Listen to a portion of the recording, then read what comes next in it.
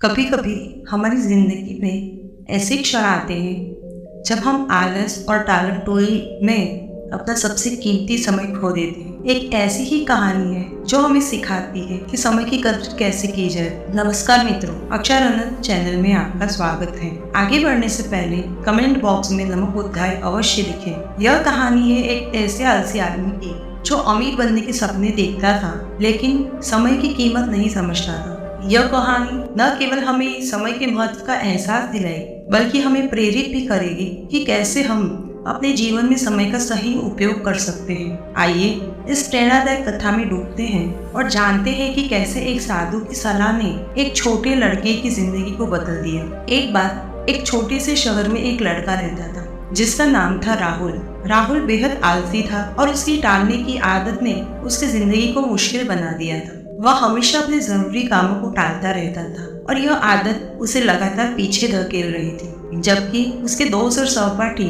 अपने जीवन में तरक्की कर रहे थे। राहुल अपने आलस्य और टालमटोल की वजह से पीछे छूटता जा रहा था। उसके परिवार और शिक्षक कई बार उसे समय की अहमियत समझाने की कोशिश करते, लेकिन राहुल उनकी बातों को नजरअंदाज कर देता। उसे अपने भविष्य की परवाह नहीं थी और वह अपना समय बेकार की चीजों में बर्बाद करता रहता था। फिर एक दिन उनके शहर में एक प्रसिद्ध और बुद्धिमान साधु का आगमन हुआ। साधु अपनी अद्वितीय बुद्धि और ज्ञान के लिए दूर दूर तक प्रसिद्ध थे।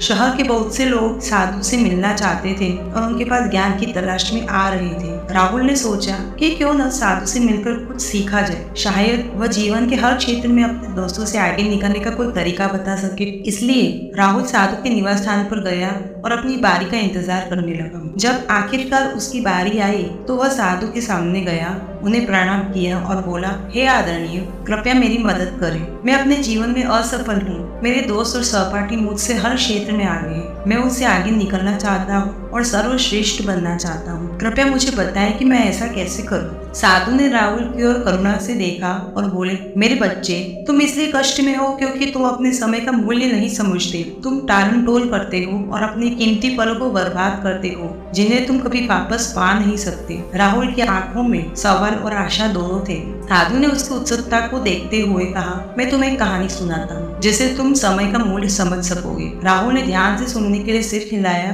और साधु की कहानी में खो गया, उम्मीद करता कि शायद इस कहानी में उसे अपने जीवन की राह मिल जाए। एक बार की बात है, एक राजा था जो अपनी उदारता और दयालुता के लिए दूर दूर तक प्रसिद्ध था। उसकी प्रजा उसे बहुत प्रेम करती थी क्योंकि वह हमेशा उसकी मदद के लिए तैयार रहता। एक दिन जब राजा अपने महल के बगीचे में टहल रहा था, तभी उसने अपने पुराने गुरुकुल के सहपाठी को देखा। उसका चेहरा मुरझाया हुआ और कपड़े मैले कुचले थे।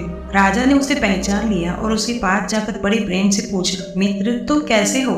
इतने दिनों बाद मिल रहे हो, तुम्हारी क्या हाल है? उसका सहपाठी, जो बहुत आलसी और गरीब हो चुका था, निराशा से भरा हुआ था। उसकी आंखों में उदासी और चेहरे पर थकान थी। उसने राजा से कहा, महाराज, मेरी हालत बहुत खराब है। मेरे पास न नौकरी है, न पैसा है और न ही कोई सम्मान है। लोग मुझे नकारा समझते हैं। जब भी मैं नौकरी के लिए जाता हूँ सब मुझे मना कर देते हैं। मेरे दुश्मनों ने सबको बता दिया है कि मैं समय पर कोई काम नहीं करता। मैं बहुत परेशान हूँ और समझ नहीं आता कि क्या करूँ। राजा ने उसे ध्यान से सुना और उसकी पीड़ा को समझा। उसने थोड़ी देर सोचकर कहा, चलो एक सौदा करते हैं। आज सूर्यास्त से पहले तुम मेरे खजाने में आ जाओ और जितना सोना और रत्न तुम ले सको ले जाओ, वह सब तुम्हारा होगा। सहपाठी को यह सुनकर बेहद खुशी हुई। उसकी आंख में चमक आ गई और उसने राजा को बहुत धन्यवाद दिया।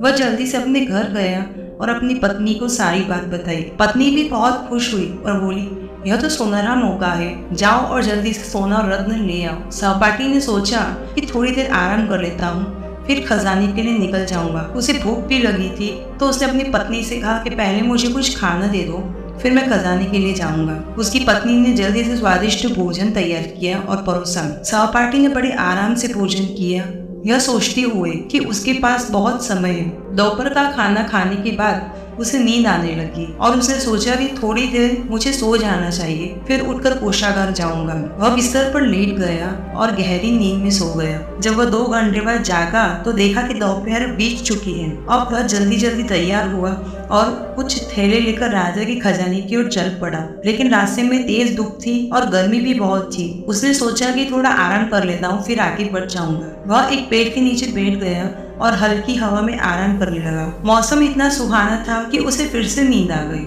वह 4 घंटे और सोता रहा। जब उसकी नींद खुली तो आसमान में लालिमा छा चुकी थी और सूरज डूबने वाला था। वह हड़बड़ी में उठा और महल की ओर भागने लगा। कुछ देर बाद वह महल के पास पहुंच गया, लेकिन तब तक बहुत देर हो चुकी थी। सूरज अपने आखिरी किरणें बिखेरते हुए पश्चिम की ओर ढल चुका था और महल के विशाल दरवाजे उसके सामने बंद हो चुके थे। उसने हताशा में खड़े होकर महल की ओर देखा, जहाँ उसे अपनी किस्मत बदलने का अवसर मिला था, लेकिन वह अवसर अब उसकी आंखों के सामने एक बंद दरवाजे के पीछे खो गया था। उसकी निराशा गहरी थी। उसने अपनी आलसी प्रवृत्ति की कीमत चुकाई थी। साधु ने कहानी का समापन करते हुए छोटे लड़के की तरफ देखा। लड़का पूरी तरह से चुप था, मानो उसके भीतर कोई तूफान उठ खड़ा हुआ हो। उसकी आंखों में पश्चाताप की झलक थी और उसने महसूस किया कि उसने भी कई बार अपने समय की अवहेलना की है। उसी शर्मिंदगी ने उसे भीतर तक झकझोर दिया। उसने साधु को उनके अनमोल मार्गदर्शन के लिए धन्यवाद दिया और अपने जीवन के तरीकों को बदलने की ठान ली। लड़के को अब समय की असली कीमत समझ में आ गई थी। उसने जाना कि समय किसी अनमोल धरोहर से कम नहीं है, जिसे व्यर्थ नहीं गंवाना चाहिए। वह अपने घर लौटा और अपने लक्ष्यों की तरफ पूरी लगन से जुट गया। अब वह टालम टोल नहीं करता था, बल्कि हर कार्य को समय पर और पूरी मेहनत के साथ पूरा करता था। उसकी मेहनत रंग लाने लगी। वह न केवल अपने कार्य में सफल होने लगा, बल्कि उसके दोस्तों और परिवार के बीच उसकी इज्जत भी बढ़ गई थी। उसे देख लोग कहते, देखो कैसे समय की कद्र करने वाला व्यक्ति अपनी जिंदगी को संवारता है। यह एक जीता जागता उदाहरण था कि समय सच में सोने से भी कीमती है। हमारे जीवन में समय सीमित मात्रा में ही होता है और हमें इसे सबसे कीमती वस्तु की तरह संजो कर रखना चाहिए। यह हमें रास्ता दिखाता है कि किस तरह हम अपने जीवन में महत्वहीन चीजों को छोड़कर सिर्फ उन्हीं चीजों पर ध्यान केंद्रित करें जो वास्तव में मायने रखती है। हमें अपने कामों को समय पर और गुणवत्ता के साथ पूरा करने की आदत डालनी चाहिए। यह एक मशहूर कहावत है, अगर आपने अपने समय की कद्र की तो समय भी आपकी कद्र करेगा, लेकिन अगर आप अपना समय बर्बाद करेंगे तो समय आपकी पूरी जिंदगी बर्बाद कर देगा। यह हम पर निर्भर है कि हम अपने समय का उपयोग कैसे करते हैं। 1 मिनट की कीमत उस यात्री से पूछो जिसकी ट्रेन 1 मिनट से छूट गई, और 1 साल की कीमत उस छात्र से पूछो जो अपनी वार्षिक परीक्षा में अनुत्तीर्ण हो गया। समय की कद्र करने वाले लोग अपने जीवन में कुछ भी हासिल कर सकते हैं, लेकिन जो लोग व्यर्थ समय को गंवाते हैं वे अपने जीवन में असफल हो जाते हैं। अगर आप अपने जीवन में कुछ बड़ा करना चाहते हैं तो कभी भी आलसी मत बनो। अपने काम को मत टालो, वरना एक दिन तुम भी उस आलसी आदमी की तरह पछताओगे जो सूर्यास्त से पहले महल तक नहीं पहुंच पाया। इसे हमेशा अपने समय का बुद्धिमानी से उपयोग करो। अपने परिवार और दोस्तों के साथ छोटे छोटे पलों का आनंद लो।